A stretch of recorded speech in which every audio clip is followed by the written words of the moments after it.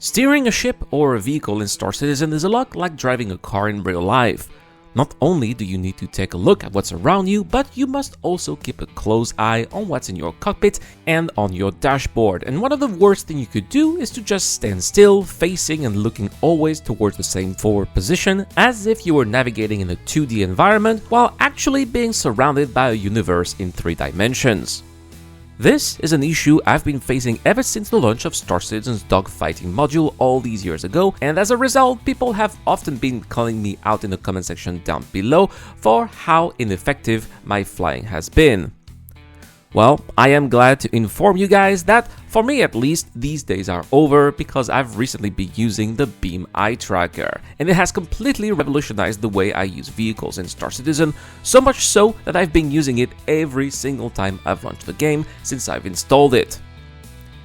Now, on a quick side note, I have to say that I am particularly happy to be working with Beam Eye Tracker.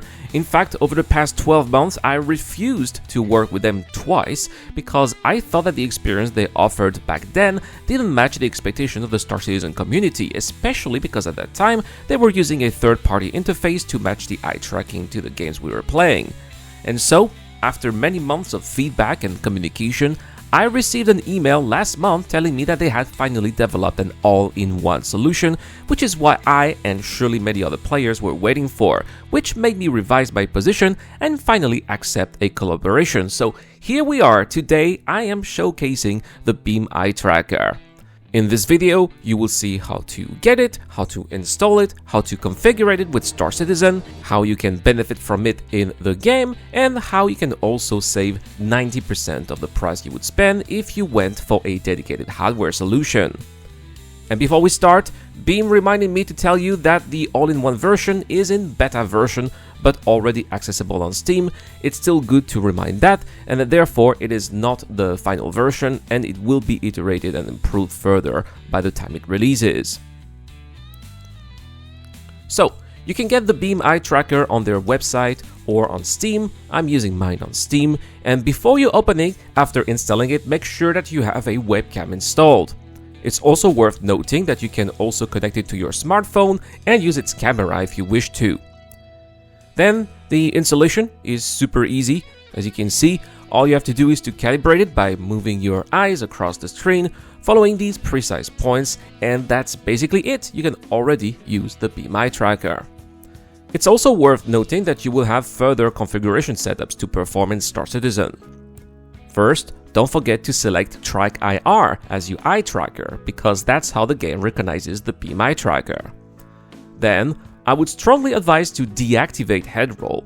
That way, your position on screen is always going to remain as if your character had their head firm on their shoulders, which is, in my opinion, a critical gain of comfort. After that, feel free to try an Arena Commander to see if your configuration matches your expectations. You can always do some slight adjustments when it comes to sensitivity, which is what I did. And once you are satisfied with how the game renders your eye and head movements, you are then ready to experience it in the persistent universe. And one final note before we move on to gameplay, it's important to keep in mind that you will require a certain period of adjustment.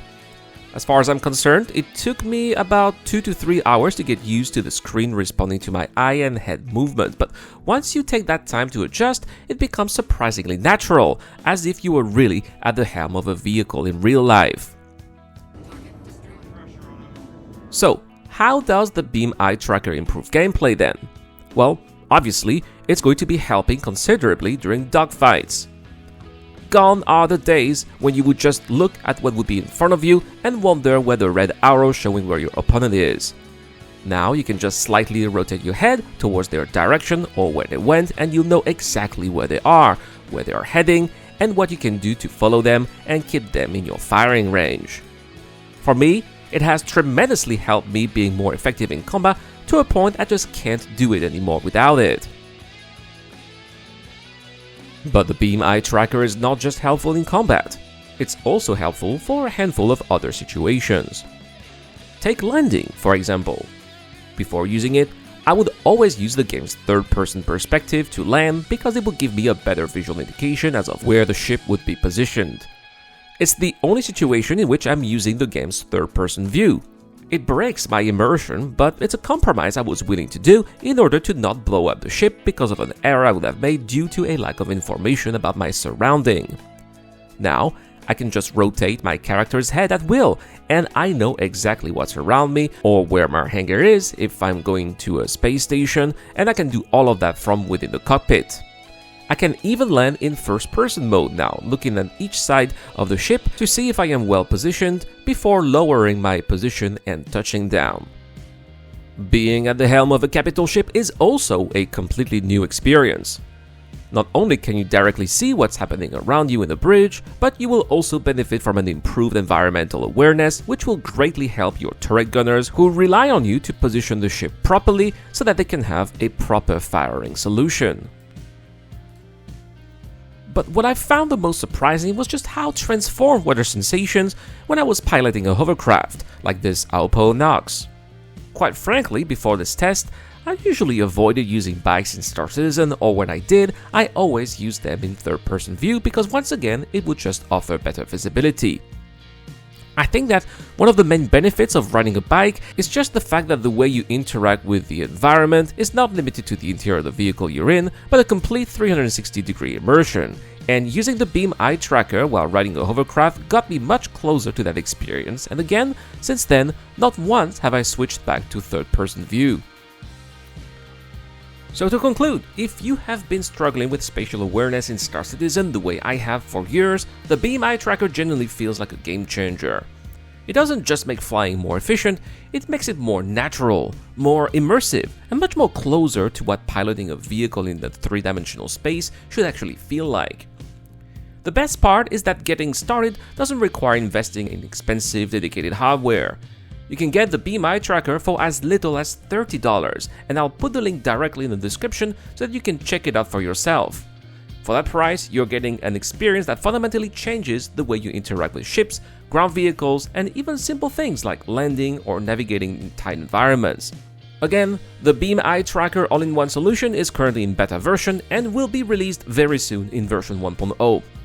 And finally, every purchase made through that link also directly helps support the channel, so not only you are helping yourself enjoy Star Citizen in a way that feels more intuitive and immersive, but you are also helping me upgrade my own hardware and setup in preparation for the release of Squadron 42 later this year. As always guys, your support truly means a lot. If you enjoyed this video, well also please don't forget to leave a like, don't forget to subscribe also for more Star Citizen content. I've been Iran, and I'll see you guys in the next one.